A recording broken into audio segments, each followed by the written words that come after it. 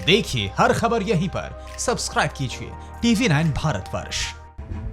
और आपको बता दें, पश्चिम बंगाल के तट से टकराए तबाही लाहे अम्फान तूफान को 1.5 महीने से ज्यादा वक्त गुजर गया है, लेकिन उसी तटीय इलाके सुंदरबन के हालात तूफान के छोड़े गए तबाही के निशानों से उबर नहीं सके। हम आपको उसी सुंदरबन की तस्वीरें दिखाने जा रहे हैं जो बाघों के लिए और उस जंगल में बसने वाले साहसी आदिवासियों के लिए जाना जाता है। पर अब इनका साहस पश्चिम बंगाल के सिस्टम के आगे घुटने टेक रहा है।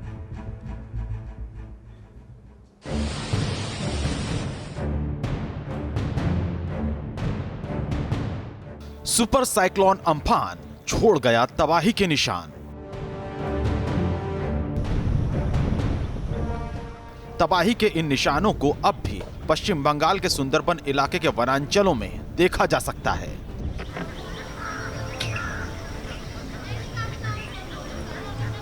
ना तो पश्चिम बंगाल की ममता सरकार को इन आदिवासियों पर रहम आ रहा है, न प्रशासन इनके जख्मों पर मरहम लगा रहा है।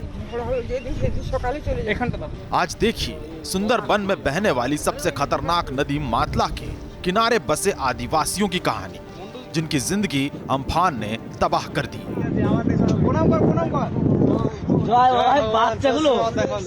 ये नदी सुंदरबन में रहने वाले इन आदिवासियों की जीवन रेखा है, लेकिन अम्फान तूफान के साथ इसमें खारा पानी आया और अब यही पानी इनकी जिंदगी का हिस्सा बन गया। ना तो इस पानी से खेती हो सकती है, ना ही इसे पिया जा सकता है, यानी जिंदगी की नई जद्दोजहद चल रही है और इनकी सुध लेने वाला कोई नहीं है। जहां ये खेती करते हैं वो जमीन यही पानी बंजर बना रहा है। इसका सबब यह है कि नदी पर बांध टूट गया, लेकिन हैरान करने वाली बात यह है कि तूफान आने से पहले ही करीब 4 महीने पहले पंचायत को बांध बनाने के लिए फंड मिला था, लेकिन काम शुरू नहीं हुआ और सब बर्बाद हो गया। पंचायत को बांध बनाने के लिए फंड बहुत पहले मिल गया था, लेकिन पंचायत ने बांध नहीं बनाया। बांध सिर्फ उन्हीं जगहों पर बने हैं जहां टीएमसी समर्थक पंचायतें हैं, और जिन पंचायतों में बीजेपी का नेतृत्व है वहां इसी तरह की परेशानी का सामना करना पड़ रहा है। मातला नदी के किनारे बसे लोगों की जिंदगी की जद्दोजहद खारे पानी से है, सिस्टम से है, राजनीति से है, जिसका दूसरा सिरा विद्याधारी नदी के किनारे खुला। इस नदी पर भी अस्थायी तौर पर बनाए गए बांध तूफान के साथ आए भयंकर पानी में तबाह हो गए। खेती की जमीन बंजर हो गई।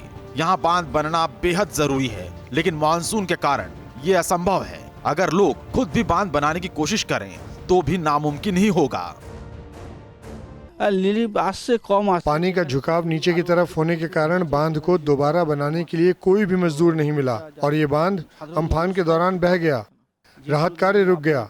बहुत धीमी गति से काम चल रहा है। इस बांध का निर्माण दोबारा शुरू होना अभी बाकी है। सुंदरबन क्षेत्र के ऐसे हालात अम्फान के गुजरने के बाद के हैं। आरोप है जिस पंचायत में टीएमसी है, मदद सिर्फ उन्हें ही मिल रही है, लेकिन पंचायत स्तर के जवाबदार लोग इससे इनकार करते हैं। गनीमत यह है कि मातला रेंज के बांध का निर्माण कार्य शुरू हो चुका है, इसलिए इन आरोपों में हल्कापन है और दावा बिना पार्टी को देखे लोगों की मदद करने का है। हमारा भरतगढ़ ग्राम पंचायत गवर्नमेंट से अम्फान के बाद जो उत्तरायण आया, हम लोग कोई दलमल नहीं देखा, सब आदमी को दे दिया हम लोग। ठीक है, यहाँ पर कोई टीएमसी नहीं देखा, बम फ्रंट लेफ्ट फ्रंट नहीं देखा, बीजेपी नहीं देखा, हम सब आदमी के बीच दिया। ये सुंदरबन क्षेत्र के आदिवासी अंचलों की स्थिति है।